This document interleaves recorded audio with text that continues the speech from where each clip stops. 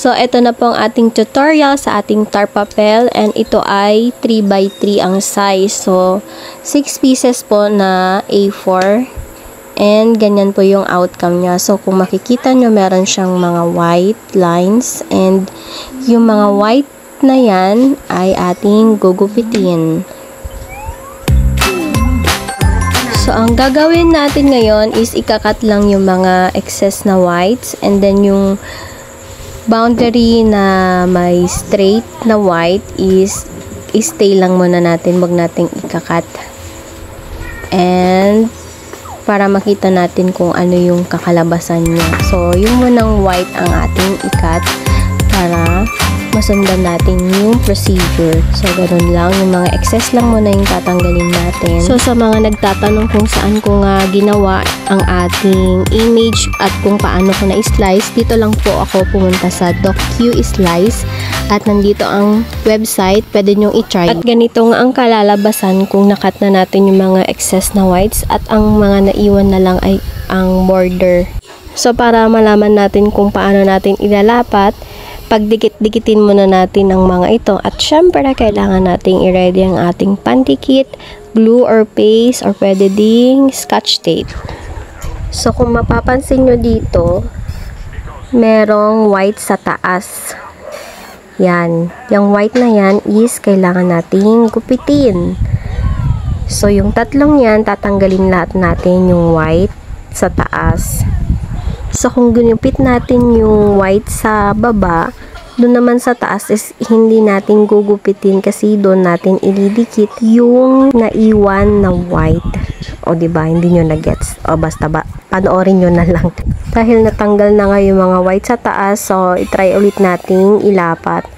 And then, lagyan na natin ng glue. So, dahil first time ko gumawa ng tar papel, kailangan natin maging maingat lalo sa pagdidikit kasi once na dinikit na natin and mali pala yung pagkakalagay, hindi siya proportion or hindi balance, mahirap na po tanggalin kasi hindi mo na matatanggal yan kasi nga nakadikit na, so parang masisira na yung tar papel natin. So dapat ingat-ingat po tayo lalo sa pagdidikit. And kung wala ka namang glue, pwedeng tape ang gamitin, scotch tape. So kapag scotch tape po ang gagamitin, tatanggalin po lahat ng white and sa likod po tayo magte-tape. Unlike dito is nag-iwan ako ng white kasi dun po natin i-glue or ididikit yung tar papel natin. So, uulitin ko lang po, dapat maging maingat tayo lalo sa pagdidikit kasi once na naidikit na natin, hindi na natin pwedeng bawiin, hindi na natin pwedeng i-control Z sa laptop or computer lang yun. So, ganito yung likod niya, makikita mo yung excess na yan. And para mas tumibay, kung gusto mo, maglagay ka na din ng tape sa likod. So, doon naman tayo sa may taas. Ganun din, ipagdidikit-dikitin ulit natin yung bawat side.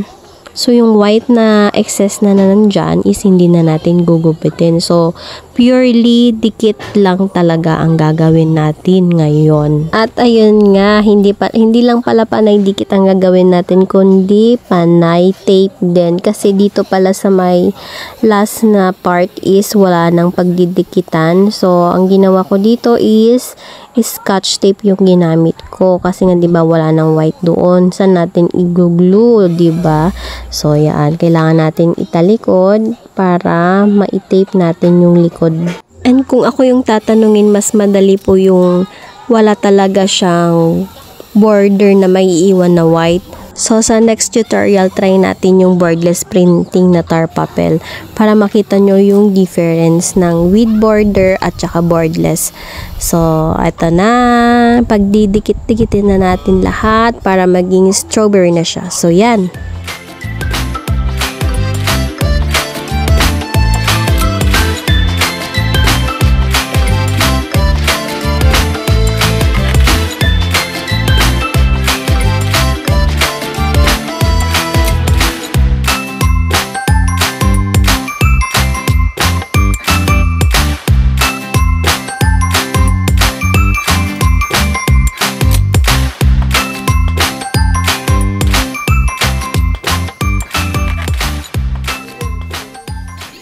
So, para mas matibay na din, nilagyan ko siya ng scotch tape sa likod para hindi siya maputol-putol in case matanggal yung dikit. Yung iba kasing dikit hindi ko masyadong nalagyan ng glue, kaya mas matibay kung tape yung ilalagay natin sa likod, guys. At after nga natin silang dikit, i-ready na natin yung ating pangtali para ilalagay natin, or yun yung gagamitin natin pang sabit sa magsusuot na kids. Gumamit nga ako ng puncher dito para yun yung gamitin natin na pangbutas.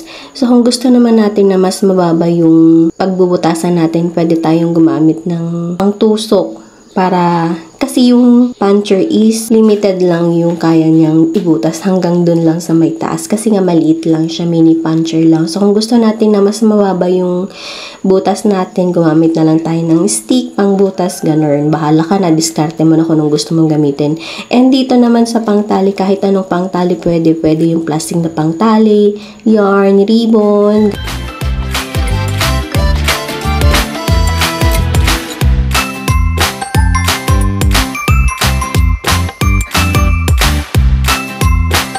At dito na nga nagtatapos ang ating tutorial. Sana may natutunan kayo, guys.